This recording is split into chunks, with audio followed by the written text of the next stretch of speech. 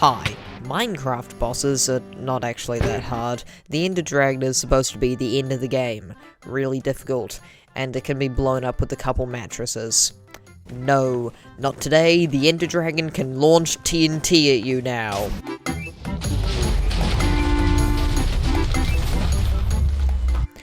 So, today I will be taking Minecraft's 4 bosses, the Elder Guardian, Ender Dragon, Wither, and Warden, and then make them an actual challenge. First up, the Elder Guardian. Not even really a boss, but now I'm gonna make it one. First step is probably the easiest, just giving it a boss bar. This can thankfully be done very simply with /boss bar, and then using a well-known technique that I've used plenty of times before. Taking the Elder Guardian's NBT health data and storing it into the boss bar value, and then make that constant so the boss bar looks like it is for the Elder Guardian. Then I changed a few cosmetic things, like making the colour blue and max health to be 60. And we have a fully functioning health bar at the top of the screen. Then I made 6 more so you can have 7 Elder Guardians at once. But this is just a visual thing and actually makes the boss easier because you can see how much health it has left. So let's make it harder. First I tried making it drowned with a trident, constantly riding it, which I thought wasn't going to work, and I was right. But in a completely different way. See, you usually can't get mobs to ride other mobs when underwater for some reason, but for an Elder Guardian the drowned stays on fine.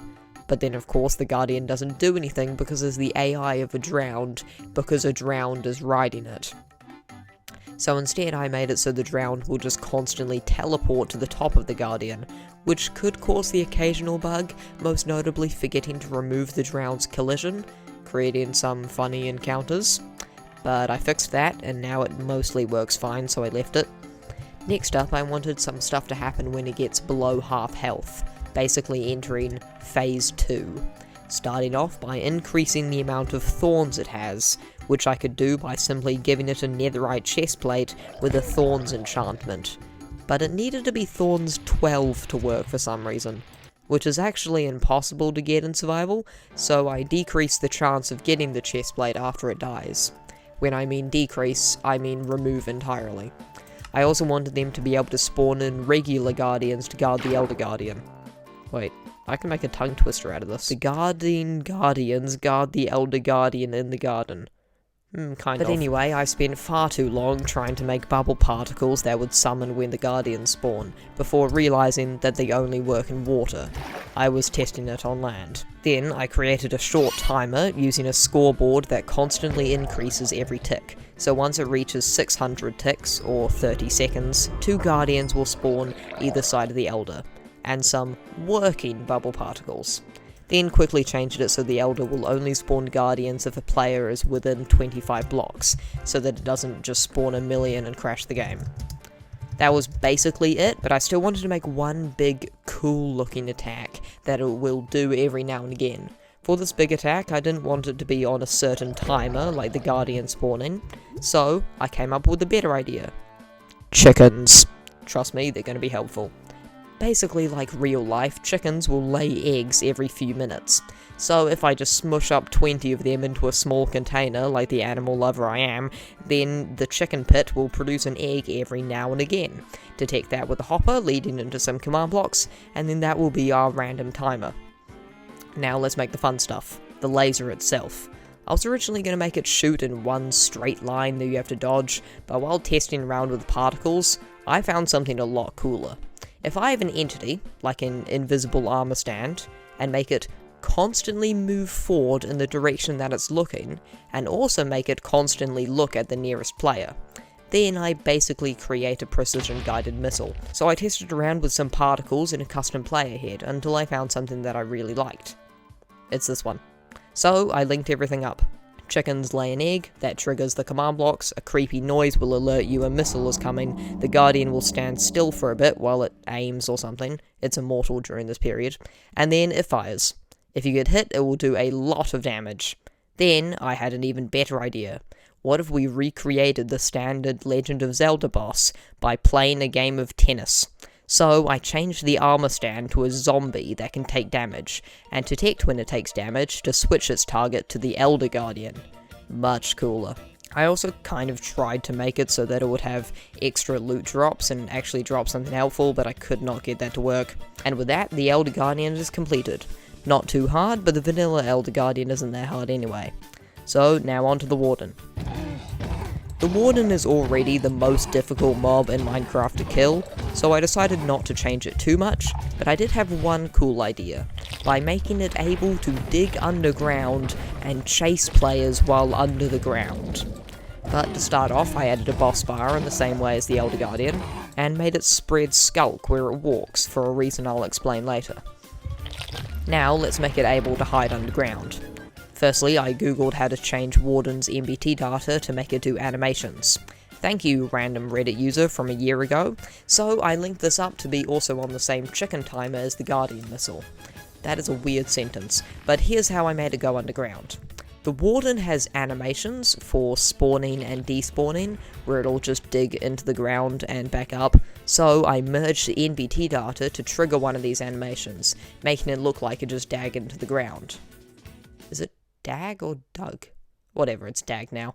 Which it actually did dag, so now there isn't a Warden. So instead, I spawn a temporary fake Warden that can be any hostile mob. I chose a Wither Skeleton, then make that mob invisible and give it the same skulk replacing capabilities of the Warden, so you can tell where it is. And to really show where it is, I even added some skulk particles. Now it looks like there's something underground. When this mob walks towards the player, it will spawn a Warden with the animation of digging out of the ground. Then kill the pretend Warden, so it looks like it just went underground, came close to you, then emerged to give you a heart attack. The next hour of work consisted of fixing a bug where the Warden would just disappear for some reason, and trying to find a way to remotely make the Warden angry at a player. Which, by the way, I very nearly got working, but just couldn't figure it out.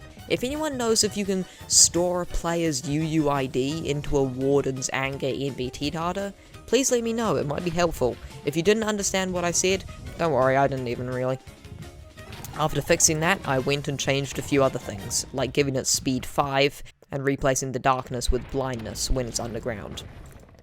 But there was another problem. Because it technically just spawns a new Warden when it comes out of the ground, the health would reset. So I fixed this by storing the Warden's health into a scoreboard and then applying that amount to the new Warden when it emerges. It's actually a lot more complicated than that and requires like 20 command blocks, but I can't be bothered explaining. Warden finished and is completely terrifying. Wither. I didn't need a new boss bar because Withers already have one. Withers are a complete pushover compared to Bedrock, as in the version, and also as in you can trap it in Bedrock, which was the first thing I did. Usually Withers can break blocks when they take damage to escape from cages. So, I extended this to breaking Bedrock too. Yeah, it can break Bedrock. Good luck trapping it now. But then I had a terrible idea. What if all its Wither Skulls that it shoots out spawns more Wither Skulls? Never mind, this is an amazing idea. But this would cause a ton of lag after a bit. So I made it so that the Wither Skulls will only spawn more skulls if they got shot out from a Wither. And, just in case, the skulls will disappear either after they get too far away from the Wither, or if they've been around for more than 10 seconds, using another scoreboard timer. Which makes these really cool satisfying skull patterns across the sky. Just this alone has made the Wither really difficult, so all that I added afterwards was making it spawn Wither Skeletons in the same way that Elder Guardians spawn Guardians, except I had to give them armor or else they would both just die in the chaos of flying skulls. Wither down, only one more boss left, and I wanted to do a lot with this one. The Ender Dragon. First off, I wanted to change end crystals. You're usually supposed to destroy all of these before you can kill the Ender Dragon, so I made the Ender Dragon immortal until there are no crystals nearby, preventing one cycles. And also made them destroy any blocks near them just to be annoying. But that's too easy, just shoot him with a bow. So I made every arrow near the crystal remove all motion data, and then just fly backwards towards whoever shot it, similar to the Elder Guardian laser thingy. And I think this is a really funny way to prevent using a bow. But I also found out how to change the dragon's phases of attack. So now, it will basically never perch on the center platform and just fly around shooting fireballs at you. While testing Oh, hey, Scout. While testing around if I could increase the amount of fireballs it shot out, I had a really good idea. Carpet bombing! Woo! Shut up, Scout, I'm recording a video.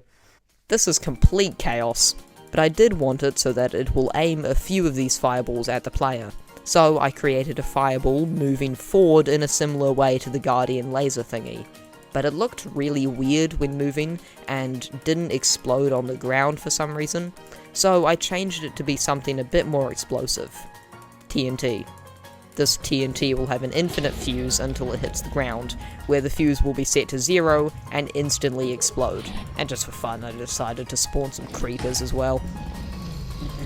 But there was one more thing I wanted to add, inspired by a funny video I saw a year ago. Basically, once you kill the Ender Dragon, this will happen.